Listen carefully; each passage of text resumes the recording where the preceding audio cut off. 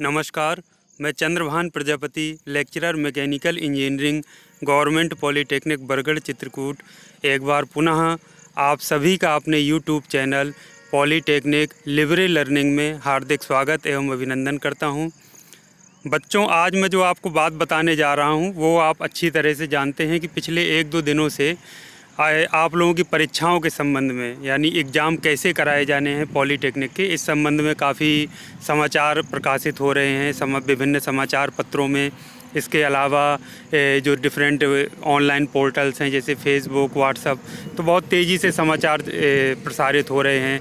तो बच्चे ये जानना चाह रहे थे, बहुत सारे बच्चों के मन में ये शंकाएँ थी कि कुछ हमको बताया जाए कि ऑनलाइन हमारे एग्ज़ाम कैसे होंगे।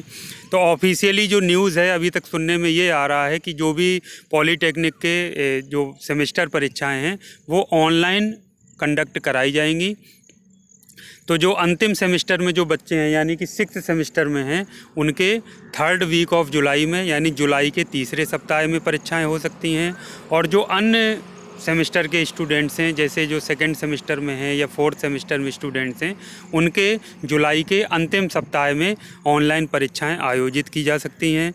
तो कहा यह जा रहा है, जैसे ऑफिशियली ट्वीट जो किया गया और समाचार पत्रों में जो समाचार प्राप्त हो रहे हैं उसमें यही लिखा है कि ये ऑनलाइन परीक्षाएं ऑब्जेक्टिव टाइप यानी कि वस्तुनिष्ठ प्रश्न इसमें पूछे जाएंगे। यानी जैसे कोई प्रश्न पूछा गया उसमें 4 ऑप्शन दे दिए रहेंगे, जो सही उत्तर होगा आपको उसमें ऑनलाइन उसको सेलेक्ट कर देना होगा यानी टिक करना होगा। तो इसी तरह से 1 घंटे का प्रश्न पत्र आपको दिया जाएगा।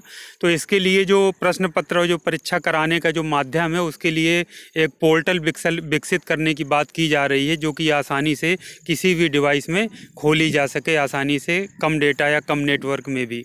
तो जैसे कोई बच्चा है जिसके पास मोबाइल फ़ोन है तो मोबाइल फ़ोन से भी वो टेस्ट दे सकता है एग्ज़ाम, इसके अलावा लैपटॉप से या कंप्यूटर से। तो इस तरीके के समाचार सुनने को आ रहे हैं। तो इसमें आपको तैयारी अब आपको इस तरह से करनी है कि आपको जो कॉन्सेप्ट हैं, जो भी सब्जेक्ट आप पढ़ रहे हैं, ऑनलाइन कक्षाएं आप लोगों की लगातार चल रही हैं, तो जो कॉन्सेप्ट हैं अब आपको उस पर फोकस करना होगा।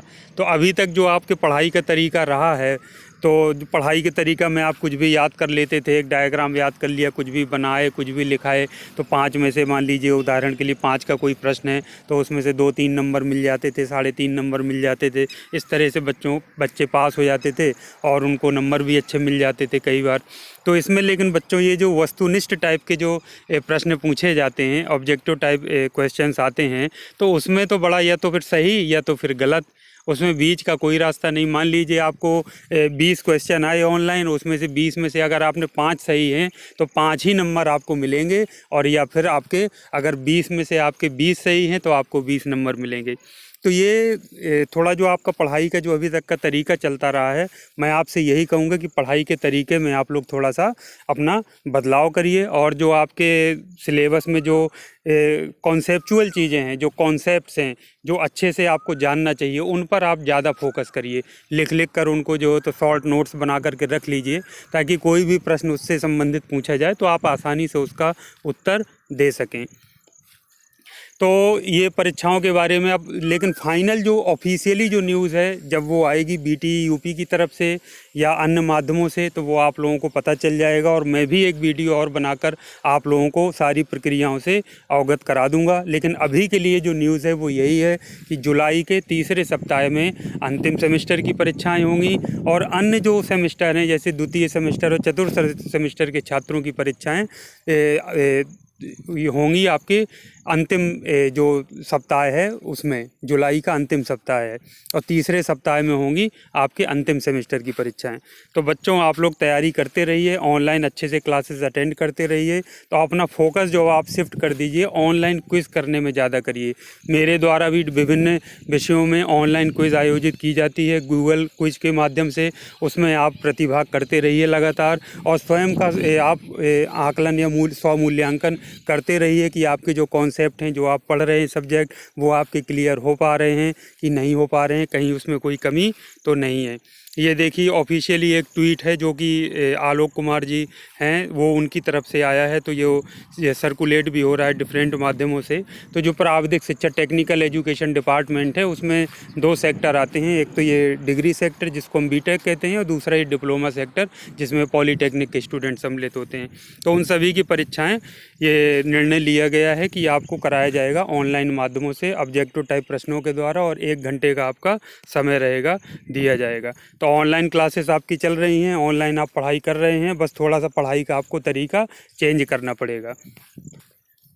तो ये वस्तुनिष्ठ प्रश्न रहेंगे। तो ऑब्जेक्टिव टाइप करने की भी आदत आप लोग डालिए। जो आपके टीचर्स हैं वो ऑनलाइन क्विज़ आपकी कराते हैं, उन ऑनलाइन क्विज़ में आप लोग प्रतिभाग करिए और देखिए कि जो अच्छे से कॉन्सेप्ट आपकी क्लियर है कि नहीं, कितने मार्क्स आपको मिल पा रहे हैं। यदि कहीं कोई कमी है तो आप उसको इम्प्रूव कर सकते हैं। तो ये आप देख पा रहे हैं कि ये एक ABCD जैसे 1 2 3 4 6 प्रश्न है, तो सभी में ABCD 4 ऑप्शन रहेंगे। चारों में से जो सही ऑप्शन है वो आपको चूज़ करना रहेगा। तो यही होता है। OMR शीट होता था, वो ऑफलाइन आप एग्ज़ाम देते थे, लेकिन ये एग्ज़ाम पूरा कंप्यूटर बेस्ड होना है, तो यानी ऑनलाइन होगा। तो इसका आप लोगों को विशेष ध्यान रखना है। तो मैं आपसे अंत में मैं यही कहूँगा कि आप नेवर स्टॉप लर्निंग, कभी लर्निंग या सीखने की प्रक्रिया में कभी कोई आप प्रतिबंध मत लगाइए या स्टॉप मत लगाइए। लगातार सीखते रहिए, पढ़ते रहिए। अब चूँकि ऑनलाइन एग्ज़ाम होना है और वस्तुनिष्ठ टाइप के प्रश्न पूछे जाने हैं, तो उसके हिसाब से थोड़ा आपको पढ़ाई में, जो आपका पढ़ाई करने का तरीका है उसमें आपको चेंजेस लाने पड़ेंगे, बदलाव लाने पड़ेंगे। पहले की तरह ऑनलाइन ऑफलाइन कॉपी में आप कुछ भी लिख आते थे, डायग्राम बना आते थे, कुछ ना कुछ मार्क्स मिल जाते थे, किसी तरह पास हो जाते थे, कम ज़्यादा नंबर आते थे, वो थोड़ा सा आपको चेंज हो जाएगा। तो उसमें अब आपको थोड़ा सा बदलाव अपनी पढ़ाई के दौरान लाना पड़ेगा। और ऑनलाइन जो आपके जो क्विज़ कराई जा रही हैं, ऑनलाइन टेस्ट कराए जा रहे हैं ऑब्जेक्टिव टाइप, उसमें बढ़ चढ़ कर के आपको हिस्सा लेना पड़ेगा, अपने कॉन्सेप्ट क्लियर करने पड़ेंगे। तो बच्चों, मेरा आपसे यही मैसेज है कि लर्निंग स्टॉप मत करिए, लगातार पढ़ते रहिए, अपने कॉन्सेप्ट क्लियर करते रहिए। और इस तरह से पढ़ने में आगे के लिए जब आप JEE वगैरह की प्रिपरेशन करेंगे या कहीं अच्छी जगह आप रिटन एग्ज़ाम होगा तो ऑब्जेक्टिव टाइप प्रश्न पूछे जाते हैं, उसमें भी आपको मदद मिलेगी, हेल्प मिलेगी। तो आज के लिए बच्चों मेरा यही आपको मैसेज था जो मैंने आपको बता दिया। अब जैसे ही कोई नया सिस्टम जो ऑनलाइन विकसित होता है, ऑनलाइन एग्ज़ाम कराने के लिए फाइनल एग्ज़ाम की डेट आती है, एग्ज़ाम कैसे होगा, किस वेबसाइट के माध्यम से या किस एप्लीकेशन के माध्यम से कराया जाएगा, इस संबंध में कोई भी ऑफिशियली न्यूज़ आती है तो मैं आपके सामने पुनः एक बार आऊँगा और वीडियो बनाकर मैं सारी चीज़ों को आपको समझा दूँगा। तब तक मैं जो आपको ऑनलाइन क्विज़ करा रहा हूँ उसमें प्रतिभाग करते रहिए और अपना स्वयं मूल्यांकन करते रहिए। तो आज के लिए इतना काफ़ी है। Thank you very much.